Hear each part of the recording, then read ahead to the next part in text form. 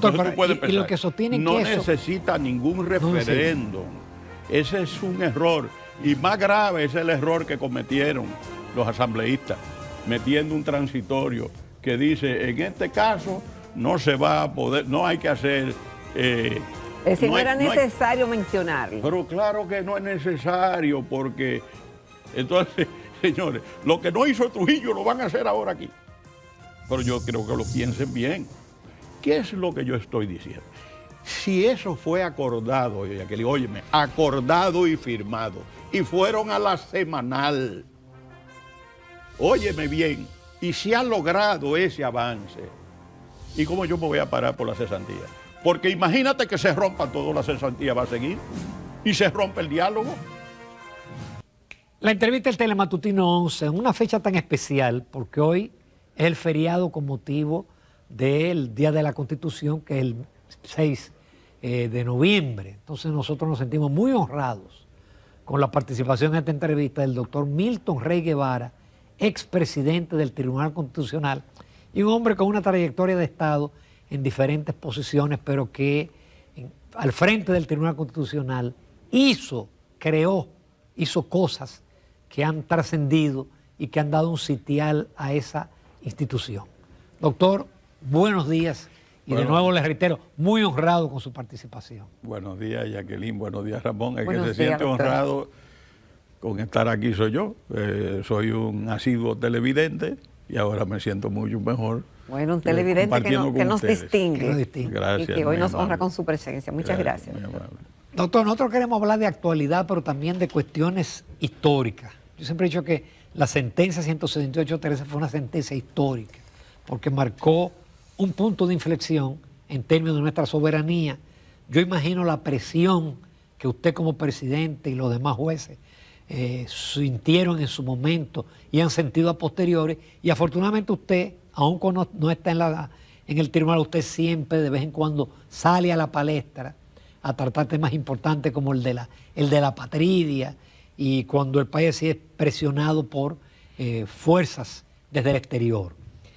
¿Cómo surge o cómo se somete el dispositivo que da origen a esa sentencia y todos los considerandos que hay y qué implica para el presente y el futuro del país? Sí, lo primero es que ese caso no se lo inventó el Tribunal Constitucional.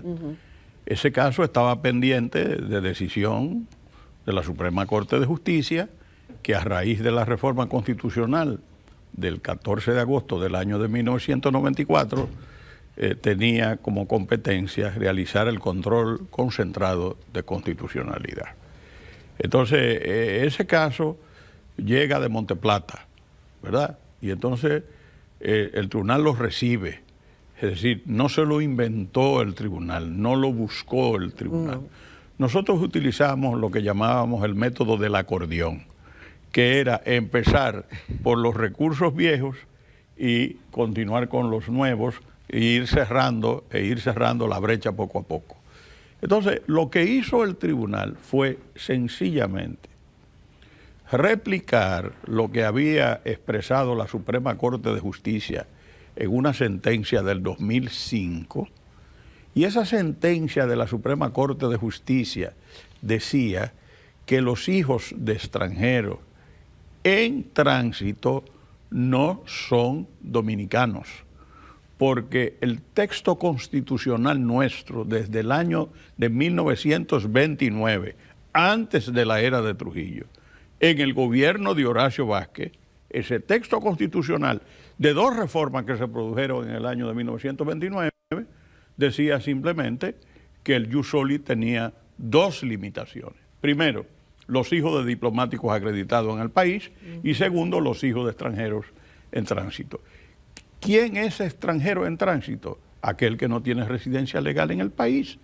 Entonces, además de el tribunal estar, digamos, siguiendo la jurisprudencia de la Suprema Corte de Justicia, el artículo 277 de la Constitución del 2010 decía que el tribunal, lo dice todavía porque ese artículo no fue modificado, se agregó un 278, decía o dice que las decisiones de la Suprema Corte de Justicia en materia de control concentrado de constitucionalidad, emitidas antes de la publicación de esa Constitución del 2010, no podían ser modificadas por el Tribunal Constitucional. De todas maneras, el tribunal estaba atado a repetir la decisión del 2005 de la Suprema Corte de Justicia, que decía muy claramente que no podía haber apatridia y que no podían ser dominicanos porque la Constitución haitiana establecía claramente que todo hijo de haitiano era haitiano y consecuencia, en virtud de lo que disponía la Constitución dominicana desde el año de 1929, sencillamente ellos eran haitianos y no dominicanos. Ahora, ¿qué hizo la sentencia? La sentencia tuvo una virtud pedagógica extraordinaria, porque obligaba al Estado dominicano, que había promulgado la ley de migración el 15 de agosto del 2004, el presidente Mejía, obligaba al Estado a recordar que tenía que aplicar un programa, un plan de regularización. Es el Tribunal Constitucional que le dice al Estado dominicano que pudieran regularizar su estatus en la República Dominicana. Pero han pasado los años y todavía siguen un grupo insistiendo de que hay apatridia y que tenemos que ser, bueno, inclusivos, benevolentes, comprensivos por la situación que está pasando Haití y presiones de organismos internacionales hacia la República Dominicana. El gobierno, por un lado, defiende y dice que tiene derecho a repatriar, que tiene derecho a poner orden en la casa, pero por otro lado permite que más de 140,000 niños se han inscrito en nuestras escuelas. ¿Con qué documentación? Y si son dominicanos o no, no lo sé. También se siguen emitiendo cédulas a hijos de haitianos nacidos en la República Dominicana. Algunos dicen que de manera irregular, pero tienen una cédula. Entonces, con ese panorama indefinido, como bipolar en cierta forma, porque por un lado también los empresarios dicen que sin la mano de obra haitiana, que sabemos que es ilegal, no puede seguir funcionando el país. Como que es difícil entender entonces cuál es la política oficial que debe tener el país al respecto. Oye, Jacqueline, tú has planteado unas preguntas que nos pueden ocupar semanas. Así es. Pero hay que tenemos el tiempo. Hay que establecer las cosas como son. Es decir, lo de los niños en las escuelas no es durante este gobierno que se produce. Eso fue en el gobierno del presidente Mejía, no el presidente Mejía. Entonces, empecemos por esa parte.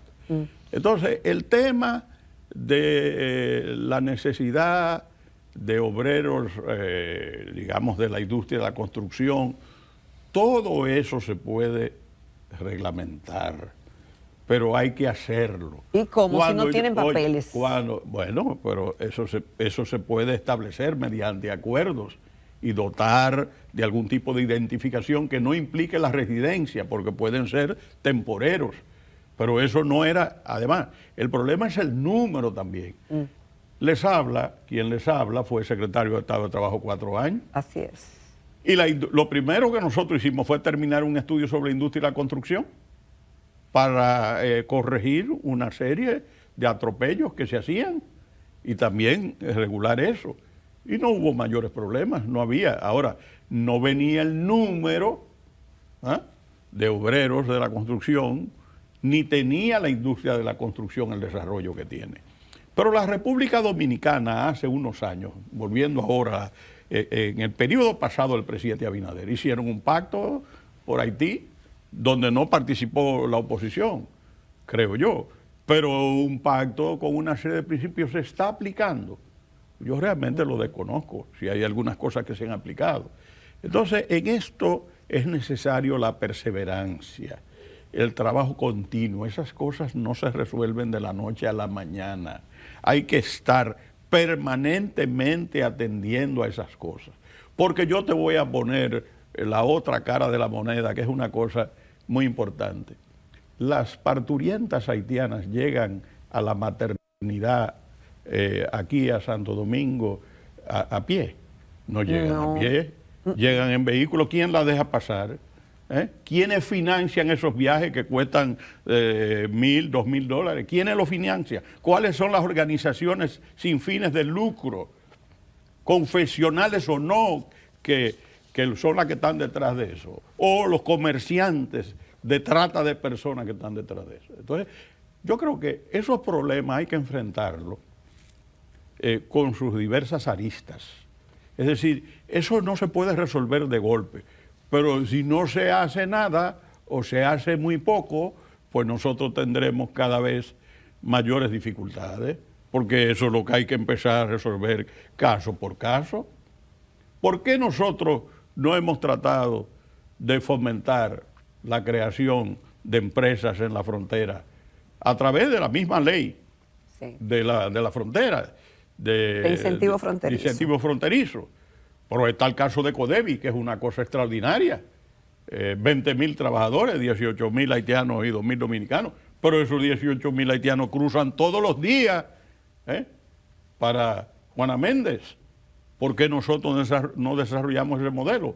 ¿Por qué nosotros no tenemos 2 hospitales o 3 en la frontera donde atendamos a las parturientas y las despachemos para su casa, en su territorio? Es decir, el asunto es, ¿cómo es posible, Jacqueline? En el año de 1991 yo escribí como director ejecutivo de la Fundación Institucionalidad y Justicia. La creamos en el 1990. Escribí un artículo en la página Tribuna Jurídica del Listín Diario, cuando el Listín era grande, un domingo, que se llamaba La República Dominicana, se llama el artículo, La República Dominicana y Haití, : el divorcio imposible, pero la separación de cuerpo obligatoria. Pero ahí yo planteaba una serie de cuestiones. Por ejemplo, estoy hablando del 91, del siglo pasado. Yo decía, ¿cómo es posible que las unidades militares de mayor poder de fuego de la República Dominicana estén en el kilómetro 25 o cerca de la capital? Ahí casi a donde está el peaje. Exacto. Pero ven acá. Y yo decía, pero aquí no hay ni guerrilla urbana ni guerrilla rural. ¿Dónde debe estar la unidad de mayor potencia de fuego de la República Dominicana? En la frontera, pero ahí con educación para esos militares, con proyectos agrícolas, con una universidad para ellos, que de hecho las Fuerzas Armadas tienen una universidad que puede prestar esos servicios. Es decir, hay una serie de cuestiones. Yo decía en ese momento, ¿cuál es la embajada más importante para la República Dominicana? La más importante es la de Haití, porque en Washington, la de Washington no.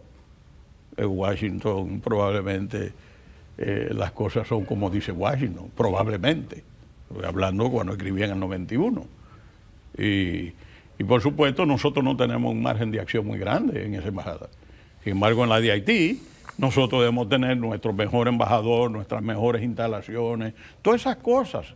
Entonces yo creo que el tema es que no se le da seguimiento. Nosotros no tenemos un equipo dominicano de estrategia con relación a lo que pasa en ese hermano país. Que el problema de ese país no son los ciudadanos haitianos, es la élite haitiana y los gobiernos que han tenido, que son verdaderos desastres. O sea, esas bandas son el resultado de toda esa situación de inestabilidad, golpe de Estado fomentado desde fuera, traen los presidentes, vuelven y lo tumban, una serie de cosas, asesinan gente. Entonces, ese es el pueblo haitiano, ese no es el pueblo haitiano, esa es la élite. Y entonces, pues naturalmente, frente a esa realidad, la República Dominicana, que tiene la buena intención siempre de ayudar a los hermanos haitianos, pues debe hacer sus propios esfuerzos para protegerse. Y nadie le puede decir que no, porque eso de otorgar la nacionalidad es un patrimonio y es una potestad exclusiva del Estado dominicano. En la República Dominicana no hay apatridia, eso no es verdad. Algunos quieren decir que los niños no siguen la situación de sus padres. La Constitución dominicana es muy clara. Hasta que esa Constitución esté. Ahora, si lo que quieren es desconocer la Constitución vigente, la Constitución dice que son dominicanos los hijos de los extranjeros radicados en la República Dominicana. El principio del jus soli. Pero agrega, con excepción de los hijos de los diplomáticos, los hijos legítimos de los diplomáticos acreditados en la República Dominicana y de los extranjeros que se encuentran en tránsito. Entonces y los hijos de los extranjeros que están en tránsito. Ahora, la Constitución no vale. La Constitución es como lo interpreten las organizaciones internacionales que quieren que nosotros resolvamos los problemas de ese pueblo. No, la Constitución vale, porque uno no puede decir que la Constitución vale para una cosa y decir que no vale para otra. Entonces, ese es un tema que hay que darle continuidad. Y yo veo que cada cierto tiempo se hace un esfuerzo, después eso se queda, eso, yo creo que no, que eso hay que... Esa es la principal cuestión de política exterior con incidencia en la política interior que los dominicanos debemos afrontar. Y yo creo que no me equivoco, creo yo que no me equivoco, al decir que el presidente Abinader ha hecho cosas muy buenas en ese ámbito. Todavía quedan muchas cosas por hacer, pero él ha asumido responsabilidades que otros no la asumieron. Doctor, pero ahora ya no es solamente la patridia. Ahora vemos que la ONU dice que las deportaciones ponen en riesgo, en peligro de vida a los deportados, que el propio Haití dijo en el Consejo de Seguridad la pasada semana que violamos cuestiones internacionales, que es una violación así. Se nos quiere quitar el derecho de deportar también. No, pero ese derecho no se lo puede quitar nadie a un Estado, porque es que tú no puedes abogar por el respeto al Estado de Derecho violando el Estado de Derecho, porque las deportaciones de indocumentados y de ilegales son una atribución exclusiva de un Estado. Ningún particular puede coger a un ciudadano extranjero indocumentado y llevarlo a la frontera y decir yo te despacho. Eso es lo único que lo puede hacer es el Estado. Pero nosotros no nos recordamos de los latigazos que le daban a unos inmigrantes en los Estados Unidos ahí en el Río Grande. Pero eso es, y siguen deportando. Y Bahamas no ha deportado muchísima gente y a veces lo meten en jaulas. Pero señores, pero eso es una atribución exclusiva, eso es una potestad que nada ni nadie puede quitarle al Estado, porque tu obligación esencial, respetando los derechos del otro, la forma en que lo vas a sacar y todo eso, es con los dominicanos, no con los extranjeros, sobre todo que tienen otro Estado, que se ocupen los otros. ¿Por qué salen? Bueno, porque el caos que hay, los pobres, eso es así, pero nadie puede decir, la ONU es cada día más ineficiente, porque el esquema de configuración de la ONU, con esos 5 estados que son del Consejo Permanente, miembros permanentes del Consejo de Seguridad, todos sabemos lo que pasa. Entonces, pues, se coge piedra para los más pequeños. Sí. Pero cada vez que España saca y deja, y tú lo ves que se cortan aferrándose a las redes y esas cosas, ¿y quién le dice que no saque? Es decir, eso es parte de las falsedades y de alguna manera, una forma que tiene la Organización de Naciones Unidas de tapar su ineficacia, y es muy ineficiente. Es un esfuerzo natural, loable, de que las potencias y todos los países del mundo pues se desarrollen en un ambiente de paz y tengan presentes unos principios y unos valores y unos derechos fundamentales. Pero usted no puede sacrificar en nombre de la solidaridad el Estado de Derecho, porque ese es el garante que evita precisamente que se conculquen las libertades y que se ahogue el sistema democrático. Doctor, recientemente vimos que el gobierno se abocó en una nueva reforma constitucional. Usted en diferentes oportunidades, cuestionado al respecto, expresó sus opiniones al respecto. Y se modificó en el Congreso algunas cosas, de las que más se destacan es el hecho de cómo se elige el Procurador General de la República y el hecho de establecer otra vez la no reelección, es decir, 2 mandatos constitucionales y nunca más. Y esto pudiera poner un freno, lo que se quiere poner un freno de que los presidentes en ejercicio no modifiquen la Constitución para elegirse una y otra vez. Y se habla de la famosa cláusula pétrea, escrito en piedra, es decir, que no se puede cambiar. Pero algunos entienden que si en el futuro viniera otro presidente, con otra idea y convoca a la constituyente, se puede desbloquear esa famosa cláusula pétrea. Y le pregunto otra cosa, ¿realmente eso que se hizo blinda la democracia, como han dicho algunos? Mira, Jacqueline, lo más importante de eso es que ese es el verdadero legado del presidente Abinader. Ninguno de los otros presidentes, bien intencionados, que han establecido reglas sobre la reelección, establecieron esa cláusula pétrea. Entonces hay que reconocerle eso, que él ha tenido la valentía, la decisión de resolver un problema en la República Dominicana. Tú me preguntas muy inteligentemente, como lo haces tú normalmente, que si mediante una constituyente se puede cambiar una cláusula pétrea. Es la única forma, jurídicamente hablando, en que, para mí, y bueno, y para grandes maestros como el profesor Maurice Duverger, como el profesor Paolo Viscaretti di Ruffia, Duverger francés, Paolo Viscaretti di Ruffia, uno de los grandes maestros del derecho constitucional italiano. Entonces, por una constituyente tú puedes cambiar la cláusula pétrea, pero eso significa que tú vas a elegir a unos asambleístas constituyentes en elecciones para que modifiquen el texto constitucional. Mientras tanto, siempre y cuando sea una Asamblea Nacional Revisora, que es el órgano legislativo ordinario, pero con la tarea de revisar la Constitución, no lo puede hacer. No lo puede hacer porque está atado a la propia Constitución. El constituyente actual está sometido a la Constitución. Ahora, si tú tienes una constituyente que es la que le da, digamos, ese carácter primigenio a la Constitución, entonces tú lo puedes hacer. Esa es la realidad. Doctor, ¿y no a la era otra necesario el manera, la otra manera es mediante una revolución o un golpe de Estado, la abolición del orden constitucional. Doctor, entonces tú puedes pensar, y lo que sostiene no que eso necesita ningún referéndum. Ese es un error. Y más grave es el error que cometieron los asambleístas, metiendo un transitorio que dice, en este caso no se va a poder, no hay que hacer...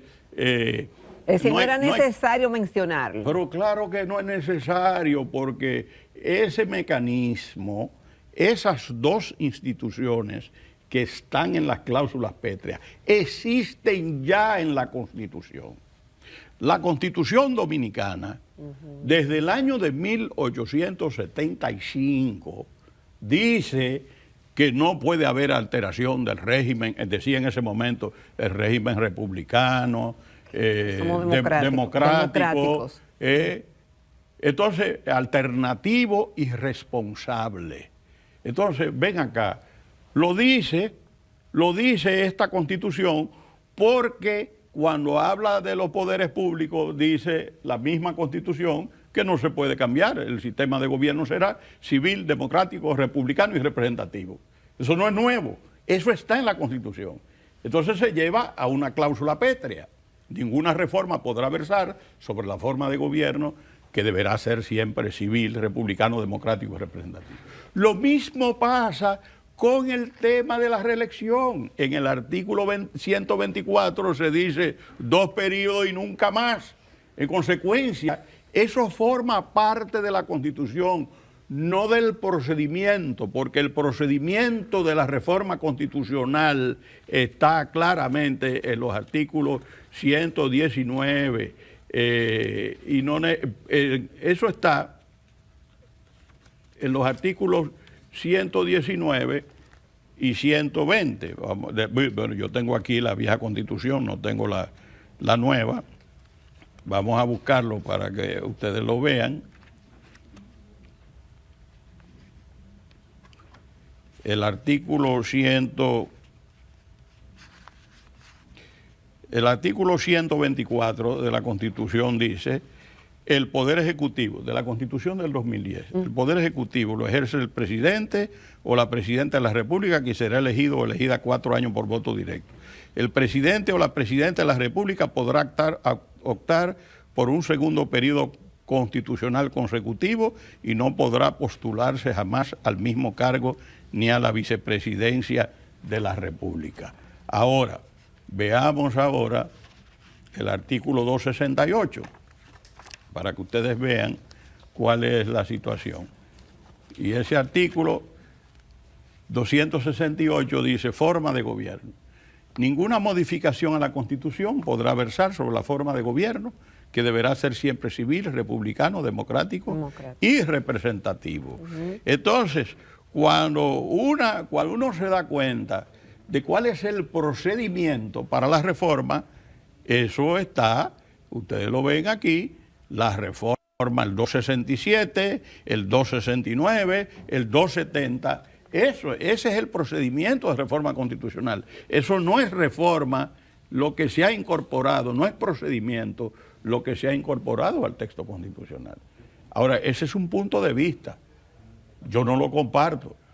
Bueno, pero y la verdad es que es un gravísimo error, pero muy grave, meter un transitorio que diga excepcionalmente esto no se somete a referéndum. Pero ¿y cómo van a hacer una cosa así? Porque eso está en la Constitución. Es que es la prohibición. Imagínate tú que no hubiesen reformado la Constitución. ¿El presidente de la República podía postularse? Claro que no. Pueden cambiar el sistema de gobierno presidencial, republicano, presidencial, democrático y representativo. No lo pueden cambiar porque lo prohíbe la Constitución. Entonces, ¿qué tiene eso de procedimiento? Hay mucha gente que en realidad se oponía a eso, porque, y te lo digo, algunos celosos, otros envidiosos, otros porque no querían que el presidente Abinader se llevara eso. Pero claro, porque es el único legado que ha tenido. Ese es el legado. Lo otro es, cosas lamentables. Por ejemplo, eso de juntar las elecciones municipales. Pero eso es una cosa muy seria, muy grave. Mira, la separación de las elecciones. Los únicos países latinoamericanos donde están unificadas las elecciones son Honduras, oye bien, Honduras, Panamá y Guatemala. En Brasil, Costa Rica y Paraguay cada 2 años. En Bolivia, Chile, Perú, Uruguay, México y Colombia separadas por 1 año. Óyeme, y van a someter en el año 2032, cuando no estén ellos en el gobierno, las actuales autoridades, al elector dominicano al suplicio de 7 niveles de elección y 5 boletas, que dice la Junta que eso va a tomar 5 minutos y que hay que reducir el número de electores por meses electorales de 600 a 400. Pero ven acá, y eso es por dinero, pero la democracia no se puede medir en dinero. Eso es lo más grave que han hecho. Le van a acabar de quitar a la municipalidad la especificidad y visibilidad que tiene en todas partes. La semana pasada se han desarrollado elecciones municipales en 2 países sudamericanos, porque esa es la norma, porque el municipio es la primera escuela de la democracia. Entonces, tú tienes eso. Has reducido el número de los diputados. ¿Pero para qué? 20. Pero cuando eso se hizo, la Constitución del 2010 frizó el número de diputados. ¿Cuáles fueron los criterios que se utilizaron? Y eso no fue inventado de un día para otro. Eso fue estudiado prácticamente 4 años. ¿Cuáles son los criterios? Población, la representación de la población, la unidad territorial, porque tú no puedes tener menos de 2 diputados por provincia, la representación de la diáspora y las diputaciones nacionales. Entonces van a quitar 52 y terminan quitando 20. ¿Bajo cuáles criterios? ¿Cuándo? Y esas no son cosas del presidente de la República. El presidente de la República no habló de eso nunca. Nunca habló de eso, ni de juntar las elecciones. Nunca lo habló. Él habló de su ministerio independiente, Ministerio Público Independiente, que en realidad era el Procurador General Independiente. Y habló de el candado, que el primero que habló de candado aquí, porque aquí hay que recordar las cosas, fue el presidente Leonel Fernández cuando tuvo su jaleo con él en el PLD, en una reunión que hicieron, no sé, Juan Dolio, no sé qué cosa, y él habló de la necesidad de un candado para, digamos, zanjar un poco lo que había sido el primer esfuerzo reeleccionista. Entonces, ahí hubo un error de la oposición. Debieron haber votado por ese candado, aunque no votaran por otra cosa. Porque el problema institucional más grave que ha tenido la República Dominicana es el problema de la reelección presidencial, y ahora hay gente que dice que no, que no. Óyeme, ahí están los hechos. Es decir, tenemos una ganancia en ese sentido. Pero la más grande que se podía imaginar en el plano de la institucionalidad de la República Dominicana, porque todos esos males que nosotros hemos tenido, la mayoría se derivan del continuismo en toda la historia republicana. Fíjate, Jacqueline, la Constitución primigenia, la del 6 de noviembre de 1844, prohibía la reelección, pero el presidente de la República ocupaba 2 mandatos. ¿Tú estás oyendo? Óyeme, la Constitución del 44 prohibía la reelección, pero le concedía 2 mandatos al presidente de la República. Dime. Nos vamos a una pausa después de esta cátedra, porque todavía nos falta hablar con el experto en cuestiones laborales y otros temas con el doctor Milton Rey Guevara. Nos sentimos honrados esta mañana en Telematutino 11 tener como invitado en este día tan especial al doctor Milton Rey Guevara, expresidente del Tribunal Constitucional. Y como decía Ramón antes de la pausa, tenemos otros temas con el doctor Rey Guevara, como es el tema laboral, el nuevo Código Laboral. El doctor es experto en la materia y no en vano fue ministro de Trabajo. Y este es un punto que además, él fue de los redactores del Código actual. Del Código Laboral actual, así es. Entonces, este es un tema que venimos discutiéndolo, doctor, hace muchos años y que no se llega a un acuerdo entre los empresarios, el gobierno y la clase sindical. Ahora se anuncia una reforma al código, bueno, que habla del trabajo, del teletrabajo, de la licencia de paternidad unos días más, del trabajo doméstico y algunas regulaciones en ese sentido. Pero el punto nodal que se ha señalado durante todos estos años que venimos haciendo programas de televisión es el tema laboral con respecto a lo que se llama aquí cesantía, y que en otros países está reemplazado por el seguro de desempleo. Recientemente usted participó en un encuentro en la Pucamaima, donde se abordó ese tema, y usted dijo ahí que todos los sectores deberían darse un año para diseñar y encontrar una solución. Pero tenemos varios años discutiendo sobre este punto. Entonces, aprobar ese código y lo principal, no abordarlo, ¿es positivo para el país? Dije y repito que la política del todo o nada es un error, es dañina y puede atentar contra la paz social en la República Dominicana. Mira, yo tengo aquí un estudio de las mejoras del Código de Trabajo en el proceso de modernización y actualización. El tema, el Código del 99, el proyecto de reforma y la ventaja. Cuando uno analiza eso, es un excelente trabajo el que se ha realizado. Excelente. Entonces, dígalo otra vez, doctor. Es un excelente trabajo el que se ha realizado. Pero claro, firmado, oye bien, Jacqueline, para que no te sorprendan, firmado y grabado ese acuerdo entre los trabajadores y los empleadores. Se pusieron de acuerdo, más de 200 sesiones. Ahora, ¿por qué yo digo que la política del todo o nada es dañina? Falta el tema de la cesantía. Tú vas, te lo voy a poner muy simplemente, con estos lentes. Tú vas hacia donde están los lentes. Yo quisiera que el camarógrafo lo ponga, lo enfoque. Los lentes. Tú sales de aquí. Y con el trabajo que se está haciendo, tú llegas aquí. Y entonces tú ahora vas a desbaratar ese avance que tú has logrado. Porque todo eso que se ha logrado son avances para ambas partes. Y entonces tú te vas a devolver y vas a seguir con todo igual, porque te falta un punto, la política de todo o nada.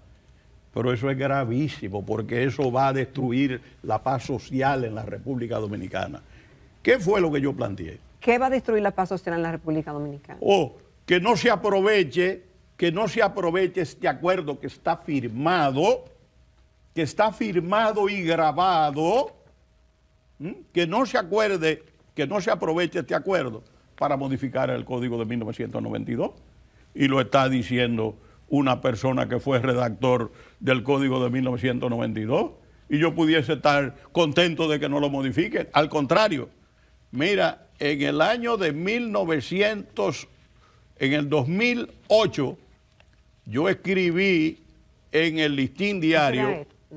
No, me parece que yo lo dejé. Escribí en el Listín Diario un artículo sobre la reforma del Código Laboral. Entonces, ¿qué pasa?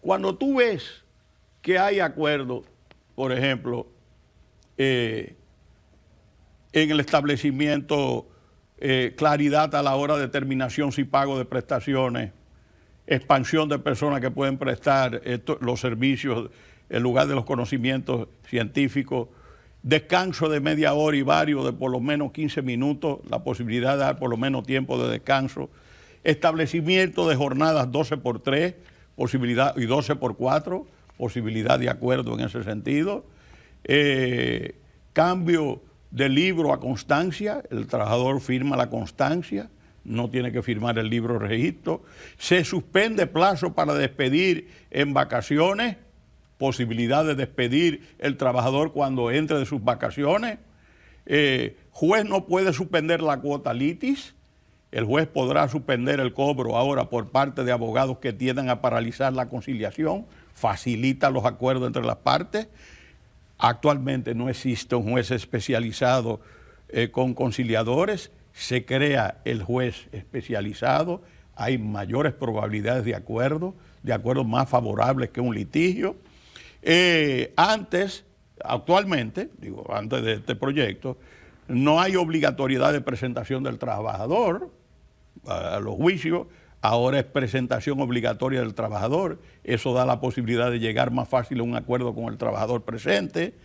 No existe archivo definitivo, ahora si ambas partes no comparecen a la audiencia de conciliación se archiva, y si no se activa en 30 días es archivo definitivo del expediente. Eso significa que los expedientes no durarán en un letargo sin necesidad.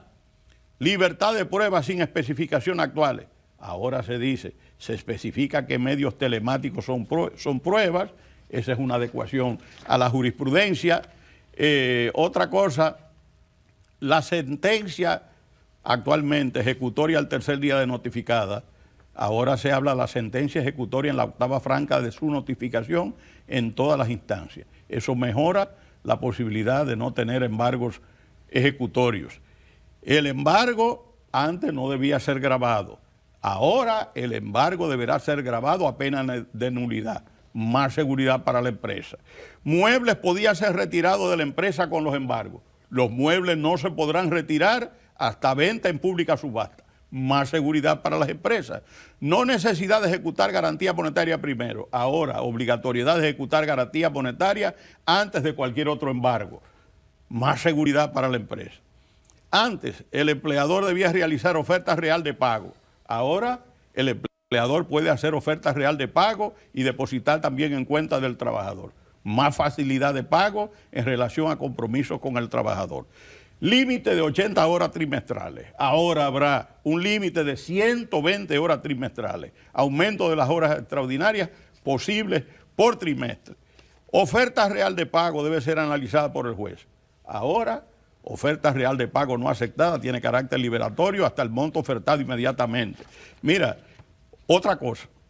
Había una disposición que para tú lograr la suspensión de la ejecución de la sentencia laboral, el empleador tenía que pagar el duplo de las condenaciones. Ahora va a ser un monto simple, el de la condenación, no el duplo. Ese es un costo reducido. Eso significa para el empleador una cosa extraordinaria. Suspensión de la sentencia. Antes el juez de primer grado dictaba sentencia condenatoria y debe ir al juez de referimiento para suspensión. Ahora, cuando yo digo ahora es lo que está propuesto. Juez de primer grado puede ordenar su suspensión con depósito de garantía o monto de la sentencia en el dispositivo de la misma. Mayor rapidez de suspensión. Trabajador que presta servicio el domingo puede exigir pago doble actualmente. Pero ¿qué pasa? Que ya hay empresas donde el domingo se trabaja un horario normal. Entonces, trabajador que presta servicio en domingo recibirá su sueldo normal por prestar servicio. Aclaración de situaciones que se daban en la práctica diaria. Entonces viene un día más de vacaciones, entonces está la licencia de paternidad. Entonces yo digo, óyeme, yo me siento realmente sorprendido. Yo fundamentalmente he sido un abogado cuando yo he ejercido la profesión empresarial. He defendido trabajadores, pero básicamente he sido un abogado empresarial. 4 años en la Secretaría de Trabajo, yo no tuve 2 horas de huelga en el sector mío, porque la ADP no es de la Secretaría de Trabajo, ni el Colegio Médico Dominicano. Entonces, pero espérate, yo fui el primer presidente de la conferencia de la OIT del Caribe en el 2004, de la conferencia donde habían 170 países en Ginebra. Pero junto con el doctor Alburquerque y Eulogia Familia, mi querida Gina, nosotros 3, en el 2019, Gina no pudo ir a Santiago de Chile, recibimos una condecoración de la OIT por ser de los iberoamericanos y de la gente que en el mundo, en los 100 años de la OIT, que se fundó en el año de 1919, han trabajado más por el desarrollo del derecho del trabajo. Entonces, cuando yo estoy diciendo que ese acuerdo es bueno para los trabajadores y para los empleadores, que aprueben eso y que se den un año, porque ya el seguro de desempleo, déjame decirle un dato, yo sé de qué estoy hablando, porque yo preparé un proyecto de seguro de desempleo en el año 2003 y se lo entregué a mi querida amiga, entrañable, doña Elena Villella, que lamentablemente tuvo el descenso de un gran amigo, José Manuel Paliza. Le entregué el proyecto, ese no era el momento, pero ven acá, ya no solamente es el tema del seguro de desempleo. La CEPAL en el año de 1996 habló de un fondo de cesantía. Pero ya sí es el momento, doctor. Perdón, no, hay que buscar un mecanismo, porque hay otro mecanismo que es que eso se deduzca del pago del impuesto sobre la renta, porque el Estado tiene que comprometerse. Pero también hay fondos de la seguridad social en términos de accidentes y esas cosas que pueden ser establecidos. ¿Qué es lo que yo estoy diciendo? Si eso fue acordado, óyeme, acordado y firmado, y fueron a la semanal, óyeme bien, y se ha logrado ese avance, ¿y cómo yo me voy a parar por la cesantía? Porque imagínate que se rompa todo, la cesantía va a seguir, y se rompe el diálogo. Entonces tú quieres sacrificar a los dirigentes sindicales que entreguen más de lo que están entregando ahí. Entonces digo, yo creo que hay que volver a la cordura. Yo lo único que estoy diciendo es la paz social dominicana. Lo dice Manuel Enrique Tavares Sánchez en su libro Bule, un gran empresario para mí, uno de los más visionarios de la República Dominicana, que fue uno de los que trabajó con el sector empresarial en las reformas del Código de Trabajo. Dice que ese Código de Trabajo del 92 ha sido un pacto colectivo nacional que ha permitido la paz social de la que ha disfrutado la República Dominicana. Y nosotros, después que tú logras ese acuerdo, tú lo vas a tirar por la borda por la cesantía. Está bien, tíralo por la borda, se queda la cesantía. Y el Estado dominicano y el gobierno dominicano va a aceptar que quiten la cesantía. Pero no puede aceptar, porque los trabajadores de esos empleadores, que no son todos, que están en eso, de todo o nada, son los primeros que quieren su cesantía. Entonces yo lo que apelo es, tú sabes lo que yo dije hace pocos días en la Madre y Maestra, en ese acto. Yo dije, yo me siento, como yo fui asesor de la Iglesia Católica en ese diálogo tripartito. La iglesia estaba representada por Monseñor Agripino y por Monseñor Arnay, los dos idos a destiempo. Y eso por decisión del cardenal, de nuestro querido cardenal Nicolás de Jesús, cardenal López Rodríguez. ¿Quién fue el asesor de la iglesia en ese debate? No, ya yo había redactado el código, el privilegio, con 2 maestros que me dieron clases inmensas. Yo digo que hice una maestría con el doctor Alburquerque y con el doctor Lupo Hernández Rueda, pero el asesor de la iglesia era este servidor. El asesor de los empresarios era don Pablo Nadal, Pablito Nadal, y el asesor de los trabajadores era mi querido amigo y gran jurista también, Julio Aníbal Suárez. Entonces yo estoy en el justo medio de Aristóteles. Lo que le estoy diciendo es, si ustedes han llegado, y yo dije, yo me siento hoy representante espiritual de Monseñor Agripino Núñez Collado. Si Monseñor estuviese aquí, estuviese vivo, le dice, señores, esto hay que firmarlo. Claro, él tenía un poder de convocatoria y un poder de persuasión muy grande. Y ya hubiesen firmado eso y ya se hubiese aprobado. Bueno, en ausencia de él, yo me he tomado, sin ninguna pretensión, el derecho de por qué voy yo a callarme frente a algo que puede beneficiar a mi país. Yo pudiera decir, bueno, yo no tengo que ver con eso, que se dañe todo, que haya un caos laboral. No, pero yo vivo en este país. Yo no puedo vivir en otro país que no sea la República Dominicana. Entonces ven acá. ¿Qué es lo que hay que hacer? Vamos a firmar eso, modifiquemos el código y démonos un año para resolver sí o sí el problema de la cesantía. Por eso me parece que es sensato. Yo estoy sencillamente y realmente muy preocupado de que ojalá en la República Dominicana no se instale el todo o nada.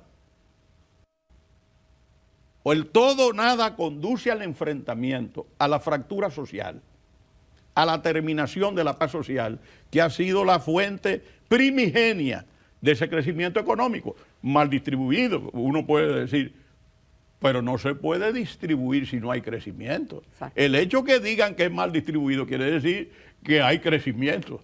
Entonces yo pienso que le estoy haciendo un bien al país sin ningún interés de decirle, señores, firmen eso y vamos a seguir conversando. Eso es eventual, la cesantía, porque si tú no rompes unilateralmente el contrato de trabajo sin alegar causa alguna, tú no tienes que pagar cesantía. Entonces, claro, cuando eso se acumula, tú puedes decir, yo tengo un pasivo laboral, pero eso si tú tienes que cubrirlo todos al mismo tiempo. Entonces, señores, lo que no hizo Trujillo lo van a hacer ahora aquí. Pero yo creo que lo piensen bien. Doctor, nos quedan pocos minutos y no podemos dejar de tratar un tema que no ha sido muy ventilado, pero que está sobre el tapete, que fue una sentencia del Tribunal Constitucional sobre el tema de los límites marinos, aprobando el tratado que firmó, o dándole carácter constitucional al tratado que firmó el canciller de la República. ¿Conoce usted el tema? ¿Lo maneja? ¿Tiene alguna opinión? Mira, Ramón y Jacqueline, yo me prometí en el tribunal y siempre dije que los jueces que han conocido de una medida de instrucción o han conocido un expediente, cuando salen del tribunal no tienen derecho a pronunciarse sobre esa situación. En este caso, yo adopté medidas de instrucción de eso. ¿Cuáles fueron las medidas de instrucción? Fue la Cancillería, el señor canciller, un abogado norteamericano, una serie de personalidades que representaban al Estado Dominicano y se pronunciaron. Y por el otro lado fue el doctor Pelegrín Castillo, el embajador Michelén y otras personas que también se pronunciaron en ese sentido. De manera que, fiel a mi palabra, yo no puedo emitir absolutamente ningún juicio sobre ese caso y sobre ninguno que yo haya conocido en el tribunal.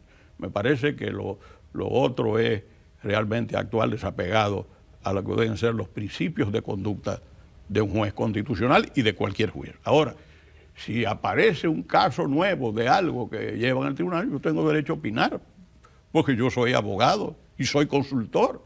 En consecuencia, nadie me puede impedir a mí que yo no exprese mi criterio sobre algo que se presenta en la República Dominicana, porque hay que partir de un hecho.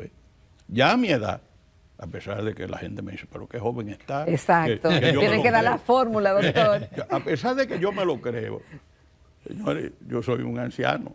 No. Eso era antes. Entonces, doctor, yo lo que quiero decir, ¿qué es lo que yo quiero? El bienestar de mi país y de mi gente y del pueblo dominicano. Yo no aspiro a más nada.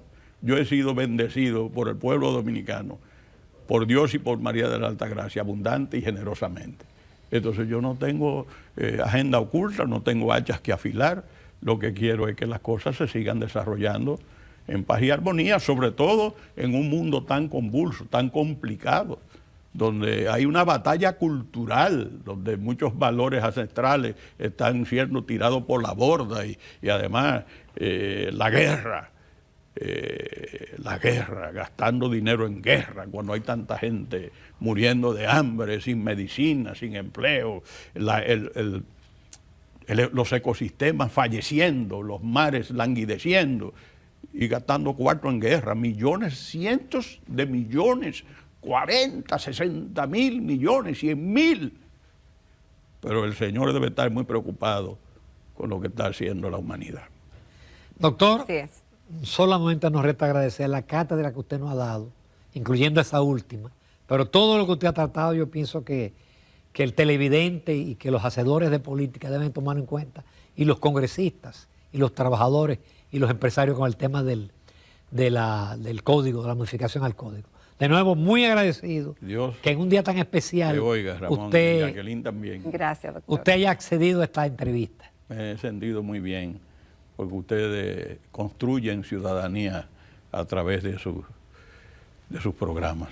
Muchas Gracias, doctor. Nos vamos a comerciales. Recta final del Telematutino 11.